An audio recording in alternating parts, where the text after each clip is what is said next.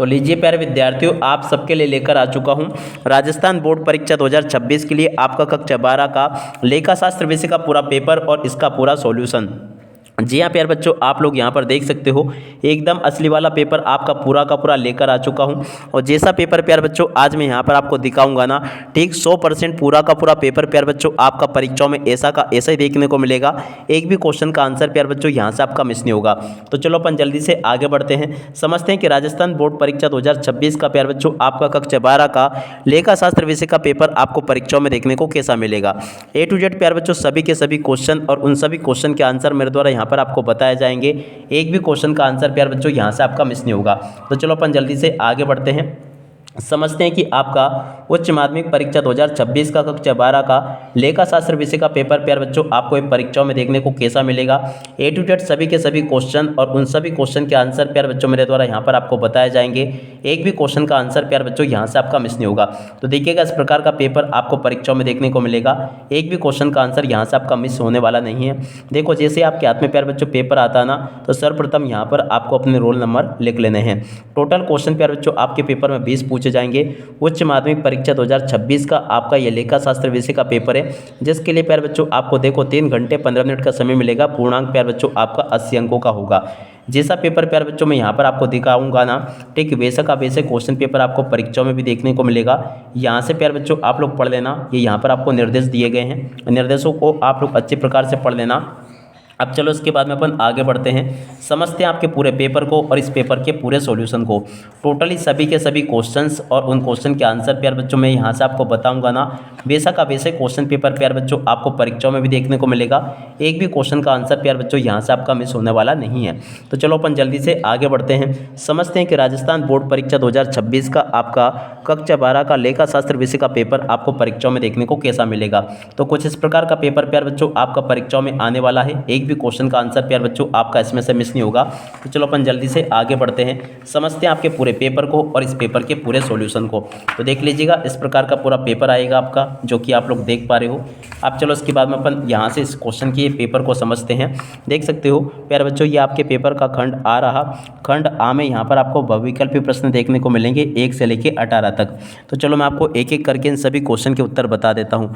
पहला क्वेश्चन पूछा है, साझेदारी विलेख के अभाव में साझेदारों के बीच में लाभ हानि का विभाजन किया जाता है। देखो प्यारे बच्चों इस क्वेश्चन का राइट आंसर आपका आ जाएगा समान अनुपात में किया जाता है। 12 नंबर का इस क्वेश्चन का उत्तर होगा। और अब अगला क्वेश्चन पढ़ते हैं, साझेदारी संलेख साझेदारों के मध्य समझौता कहलाता है। देखो प्यारे बच्चों ये जो क्वेश्चन पूछा ना आपका, इसका राइट आंसर आपका क्या आ जाएगा, यहाँ से आपको लिखकर आना होगा लिखित समझौता कहलाता है। और अब अगला क्वेश्चन प्यारे बच्चों पढ़ते हैं, त्याग अनुपात कब ज्ञात किया जाता है।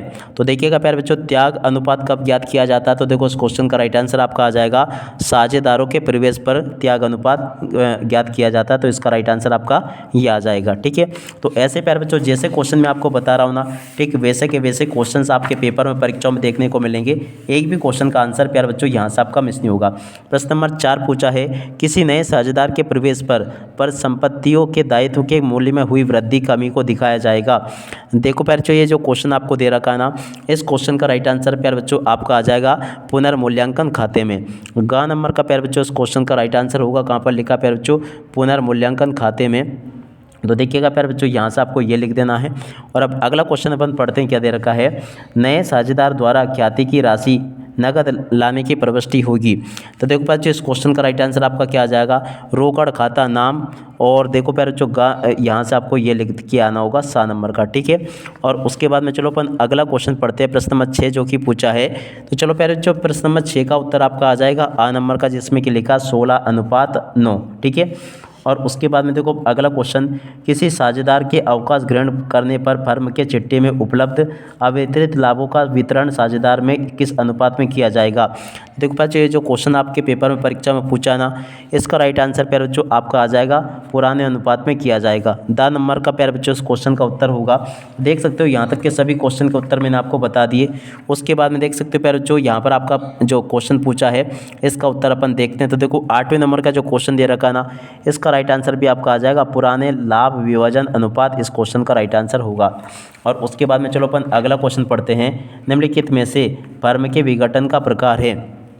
देखो प्यारे बच्चों निम्नलिखित में से फर्म का विघटन का प्रकार क्या होगा। तो यहाँ से आपको लिख देना होगा उपरोक्त सभी।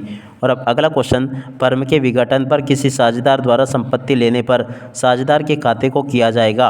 प्रश्न नंबर 10 जो प्यारे बच्चों पूछा गया ना, इस क्वेश्चन का राइट आंसर आपका आ जाएगा नाम डेबिट। इस क्वेश्चन का राइट आंसर होगा, देखो ये इसका राइट आंसर होगा। और अब अगला क्वेश्चन, कंपनी के स्वामी कौन से अंशधारी कहलाते हैं। देखो बच्चों कंपनी के स्वामी कौन से अंशधारी कहलाते हैं, तो देखो इसका राइट आंसर आपका आ जाएगा समता अंशधारी। ठीक है, तो इस प्रकार से प्यारे बच्चों आपको मैंने यहाँ तक के सभी क्वेश्चन और उन क्वेश्चन के उत्तर बता दिए। और जैसा पेपर प्यारे बच्चों मैं आपको बता रहा हूँ ना, 100% पूरा का पूरा पेपर आपका परीक्षाओं में ऐसे ही आएगा। उसके बाद में देखो प्रश्न नंबर 12 पूछा है एक्स लिमिटेड द्वारा, तो देखो इस प्रकार से आप लोग इस प्रश्न को पढ़ लेना जो कि प्रश्न नंबर 12 है। इसका राइट आंसर प्यारे बच्चों आपका द नंबर का आ जाएगा। प्रश्न नंबर 13 को पढ़ते हैं, अग्रिम मांग राशि प्राप्त करने पर कौन सा खाता नाम किया जाएगा। तो देखिएगा प्यारे बच्चों इस क्वेश्चन का राइट आंसर आपका आ जाएगा बैंक खाता। ठीक है, और अब अगला क्वेश्चन प्यारे बच्चों अपन पढ़ते हैं जो कि यहाँ पर आपको दिए गए हैं, आप लोग इनको पढ़ लेना। ये जो प्यारे बच्चों आपका 14वें नंबर का क्वेश्चन पूछा है, इसका राइट आंसर प्यारे बच्चों आपका आ जाएगा न्यून अभिधान। ठीक है, 7 नंबर का इसका उत्तर होगा। और उसके बाद में देखो 15वें नंबर के क्वेश्चन को पढ़ते हैं, तो इसका राइट आंसर प्यारे बच्चों आपका आ जाएगा 3000 ऋणपत्र। और उसके बाद में देखो अगला क्वेश्चन पढ़ते हैं 16वें नंबर का, तो देखो प्यारे बच्चों 16वें नंबर के क्वेश्चन का राइट आंसर आपका आ जाएगा 30,000। और 16वें के बाद में देखो प्यारे बच्चों अगला क्वेश्चन पढ़ते हैं, क्या दे रखा है 17वें नंबर का, तो देखो बच्चों 17वें नंबर के क्वेश्चन का राइट आंसर आपका आ जाएगा 1,20,000। ठीक है, इसका राइट आंसर प्यारे बच्चों ये होगा। और उसके बाद में देखो 18वें नंबर का क्वेश्चन का जो लिखा ना उत्तर, इसका राइट आंसर प्यारे बच्चों आपका आ जाएगा स्थायी संपत्ति की नगद बिक्री। ठीक है, देख सकते हो प्यारे बच्चों इस प्रकार से मैंने आपको यहाँ तक के सभी क्वेश्चन और उन क्वेश्चन के उत्तर बता दिए। अब चलो इसके बाद में अपन आगे बढ़ते हैं, आगे के सभी क्वेश्चन और उन क्वेश्चन के उत्तरों को और देख लेते हैं। तो देखिएगा प्यारे बच्चों यहाँ पर आपके पेपर में रिक्त स्थान पूर्ति पूछी जाएगी जो कि कुछ इस प्रकार से होगी। तो चलो मैं आपको रिक्त स्थानों की पूर्ति बता देता हूँ। साझेदारी व्यवसाय में साझेदारों की न्यूनतम सदस्य संख्या होती है। देखो प्यारे बच्चों साझेदारी व्यवसाय में साझेदारों की न्यूनतम सदस्य संख्या कितनी होती है, देखो इसका उत्तर प्यारे बच्चों आपको लिख देना होगा 2। कितनी होती है प्यारे बच्चों, 2 होती है। ठीक है, और अब अगला क्वेश्चन, पुनर्मूल्यांकन खाते से लाभ होने पर साझेदारों के पूंजी खाते में किया जाता है। देखो बच्चों ये जो लिखा है ना, इसका राइट आंसर आपका आ जाएगा जमा किया जाता है। क्या लिखोगे, जमा। और अब अगला क्वेश्चन, साझेदार की मृत्यु के बाद उसकी देय रकम उसकी प्राप्त की जाती है। देखो बच्चों ये जो तीसरे नंबर का क्वेश्चन पूछा ना, इसमें आपको लिखकर आना होगा उत्तराधिकारी द्वारा। क्या लिखोगे, उत्तरा और उसके बाद में धिकारी और उसके बाद में द्वारा प्राप्त की जाती है। तो देखो यहाँ पर आपको ये लिख देना है। और अब अगला क्वेश्चन, फर्म के विघटन पर लाभ हानि खाते के नाम शेष को हस्तांतरित किया जाता है।